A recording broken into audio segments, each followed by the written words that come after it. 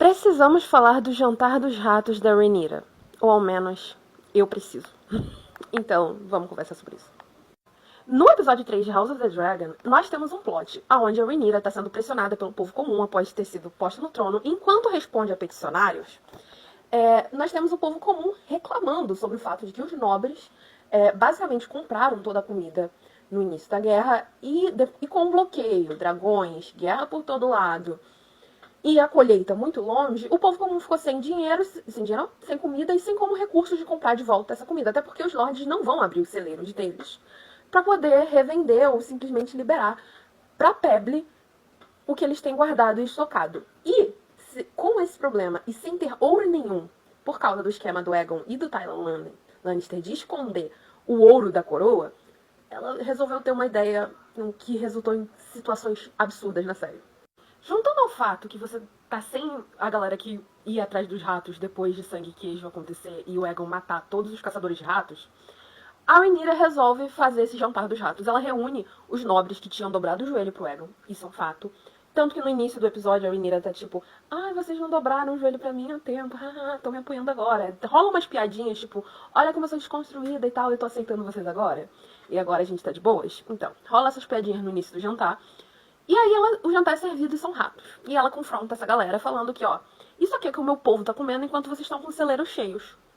E agora eu vou estar confiscando, os meus mantos dourados estão entrando e eu vou estar confiscando o celeiro de vocês e vou redistribuir pro povo, pros pobres, basicamente. E daí, pulando pra cena seguinte, a gente tem a Rhaenyra e o Daemon conversando. E o Daemon desaprova um pouco essa atitude, porque ele fala que isso é uma coisa que vai resolver o problema muito temporariamente, por pouco tempo, e vai irritar mais pessoas. E a Rhaenyra discorda e ela diz o seguinte, ela diz que essas pessoas, que isso não é importante, porque aqueles são nobres pequenos que dobraram o joelho pra pessoa errada. Ou seja, casas pequenas, casas menores, que já é uma estupidez você subestimar, casas pequenas que dobraram o joelho pro Aegon, logo elas não são relevantes pra causa dela. O que é errado, mas enfim. E daí é agora que entra o problema. É agora que entra a chave do que me deixou muito estressada com essa cena. Voltando pro jantar dos ratos, logo quando a Rhaenyra tá saindo, ela para pra conversar com um cara.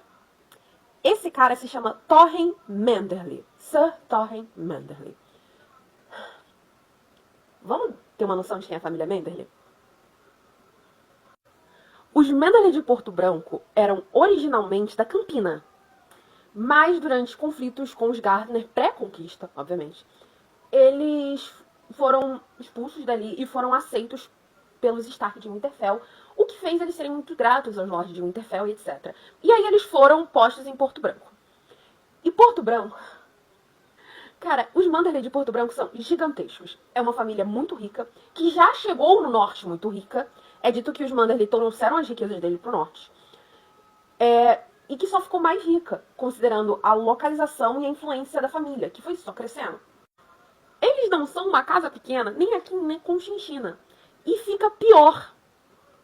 Nos livros, os Manderly são os principais apoiadores da Rhaenyra. Eles não dobram os joelhos pros verdes. O Torren Manderly especialmente não. Nos livros, o Jaehaerys, quando ele vai até o norte, até os Stark, antes ele para em Porto Branco. E lá o Lord Manderly, que é o pai do Torren, ele negocia com o Jaehaerys. Porque esse é o nível dos Manderly. Você não negocia só com os Stark, você precisa negociar com eles também. Eles são uma casa grande o suficiente pra isso. Se eles não quiserem, eles não fazem. Enfim. E aí, ele tava negociando com o Jaehaerys, e ele lembra de um pacto de casamento que foi feito com o Jaehaerys, que foi quando o Jaehaerys prometeu pro avô dele que ele iria se casar com a princesa Visera Targaryen, mas como ele mesmo diz, ela morreu, e o pacto de casamento foi esquecido. Nesse momento, o Jaehaerys percebe o que está sendo pedido para ele e qual é o preço do apoio dos Manderly, um casamento real. E ele concede um acordo de noivado de casamento entre o Joffrey Velaryon, o filho Velaryon mais novo da Rhaenyra, e a neta mais jovem do Lord Manderly. E junto com esse curso de ação, o Lord Manderly manda pra Pedra do Dragão, pra Rhaenyra, 2 dos seus filhos. E um deles é justamente o Sir Torren Manderly. Ele está do lado da Rhaenyra desde o dia 1. E, nos livros, enquanto ela está em Porto Real, ele é parte do conselho da Rhaenyra. Ele e o irmão. A gente não tem um Manderly no conselho, nós temos 2. os 2 filhos do próprio Lord Manderly. E um deles, talvez possa, assim, sair já um pouco de suposição minha, será o pai da noiva do Joffrey, que nesse ponto é o príncipe herdeiro. Só que a coisa piora quando você coloca um Lord Manderly, o futuro Lord Manderly nessa posição. Porque assim, ele nesse ponto ele é o segundo filho do Lord Manderly, mas futuramente o Sir Torrhen Manderly, ele se torna Lorde de Porto Branco. E não só Lorde de Porto Branco, como ele ainda é um dos regentes do Aegon III, o filho da Rhaenyra. E ele é um regente pelos Black, não pelos Verdes. Ele nunca dobrou os joelhos pros Verdes. O Torrhen Manderly está do lado da Rhaenyra desde o início.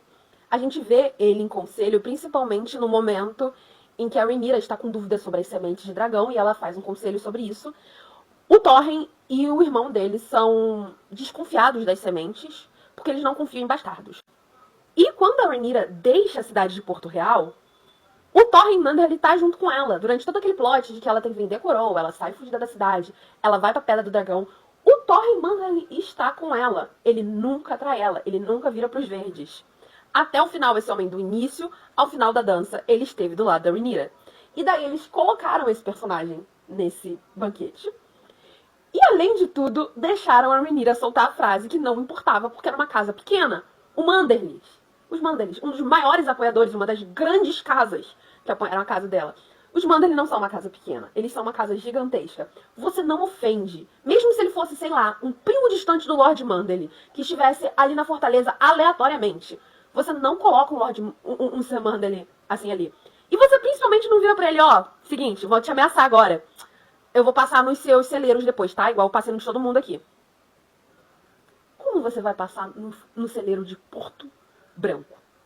No celeiro dos Manderly? Isso não funciona. Isso não acontece. Tem tanta coisa errada nessa cena. Enfim, o Lord Torrhen Manderly não é um cavaleiro qualquer, aleatório ali. Ele é parte... Ai, meu Deus. Ele é parte dos maiores apoiadores da Rhaenyra desde o início da dança. Ele é o futuro Lord Manderly. Ele é o futuro regente do Aegon III. E eles resolveram achar que era de bom tom colocar ele como uma casa menor que não tem importância e que está sendo ofendida daquela forma e com a Rhaenyra ameaçando ele. E isso lembra muito dela dando um tapa na cara do Lord Siltigar na temporada passada. Isso é só muito absurdo e muito algo que jamais aconteceria nos livros. Mas essa parte do roteiro me deixou especialmente indignada, porque ainda fica rodando na minha cabeça o roteiro botando a Rhaenyra pra falar uma casa menor sem importância, logo depois de ter ameaçado o Manderly. Enfim, roteiro nível House of the Dragon, de qualidade.